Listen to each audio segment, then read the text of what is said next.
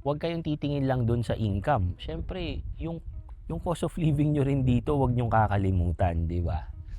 So, ah, pag nagre-research kayo guys, dapat tama yung province, no? Yan yung isang pagkakamali ko noon.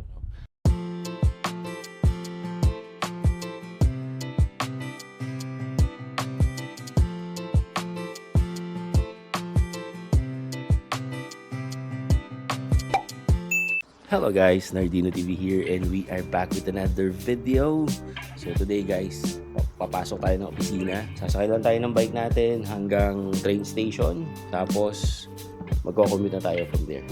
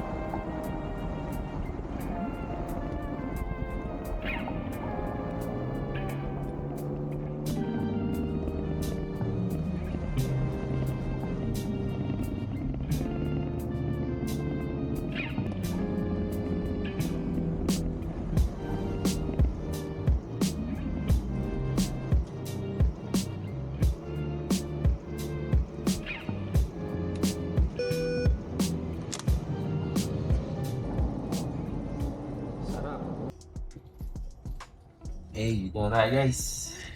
Secure lang natin yung bike natin. Chain. Shout out. Kryptonite, baka naman. Isa pa ulit. Kryptonite ulit. Yung health guys, dito ko na lang iniiwan. Yeah. Gusto ko ng cover. Confident tayo doon. Alam niyo kung bakit. Pakita ko lang sa inyo. So yung next natin na lock, this one, this lock. So dito pupunta yan. Yan, dito. Tapos may alarm yan. Okay. Tapos, meron pang isa ito. Tatanggal to eh. Yan. Ito naman yan guys. So may signal light yan. Plus, may alarm din. Ito. Yun. Right. Kaya safe yan. Kasi pag naugayan, di ba? Nag-a-alarm. Okay. Pasok na tayo guys. Tayo ng train.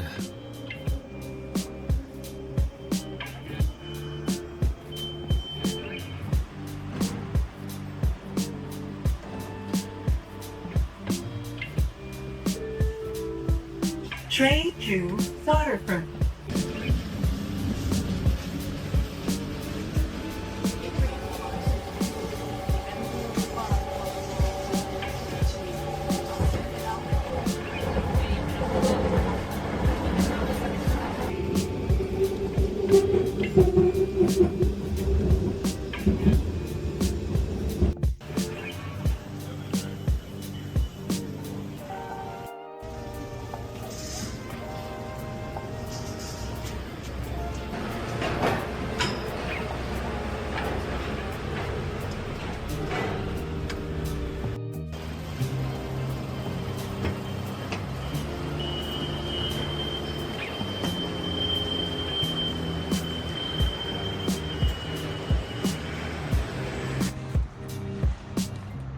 Over segundo.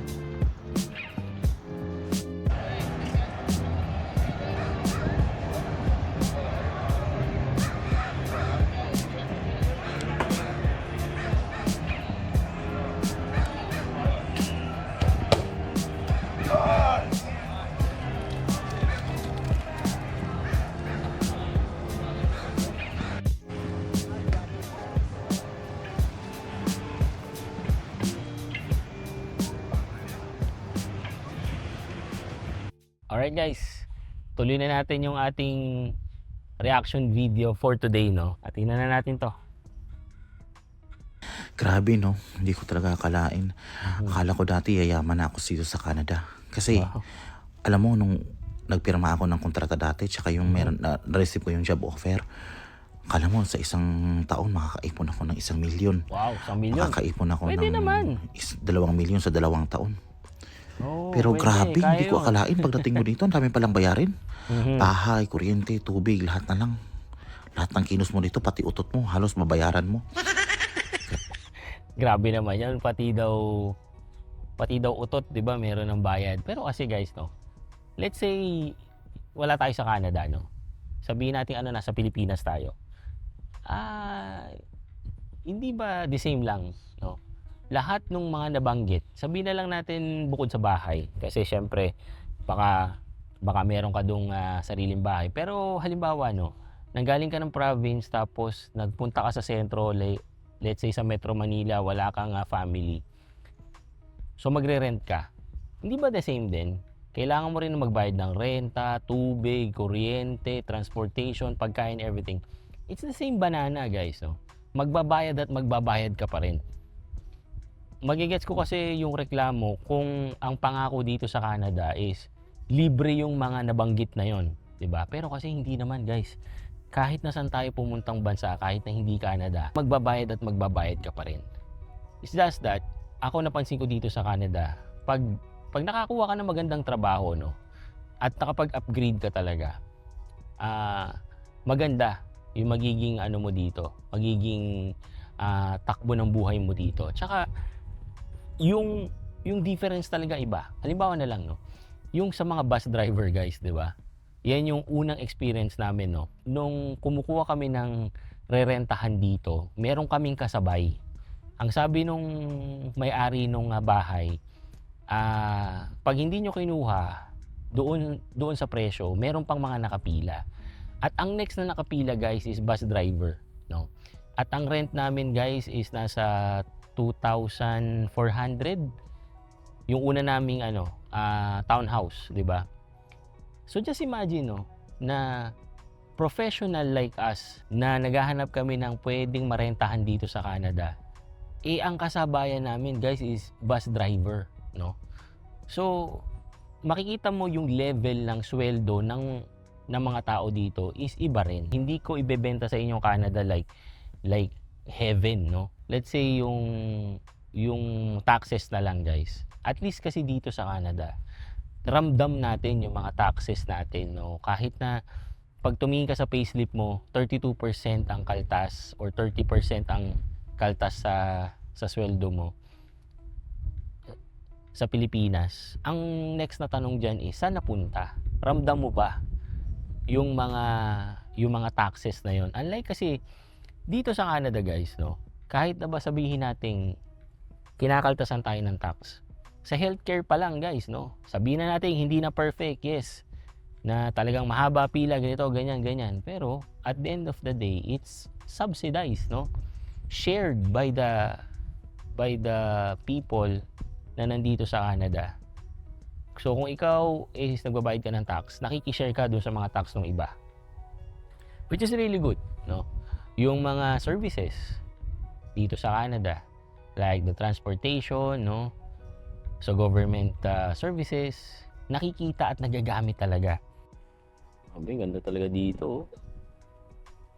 Ano yan, no?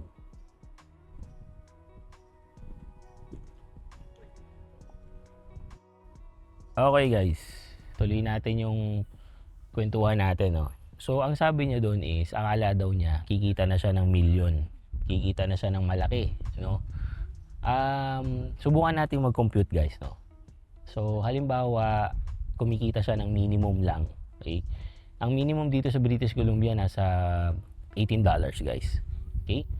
So kung $18 times 40 hours a week, no? And then times mo sa 4, papalo yan ng mga nasa 2,800 Canadian dollars. Iles mo yung tax, sabihin mo ng mga 2,500 na lang, okay? So 2,500 times mo yan sa 12, papalo yan, guys, mga nasa 30,000 Canadian dollars. So magkano ngayon ang palitan? So aabot yan, guys, mga nasa 1.2 million. Oh, 'di ba? Nakaabot naman ng million guys, pero ang hindi na-anticipate is, hindi lang naman, syempre, kakain ka dito, yung mga bills, no? Bukod dun sa reklamo ni Kuya, gusto nating i-share dito is, kapag nagplano kayo guys, no? Huwag kayong titingin lang dun sa income. Syempre, yung cost of living nyo rin dito, huwag nyong kakalimutan, di ba? So, pag nagre-research kayo guys, dapat tama yung province, no?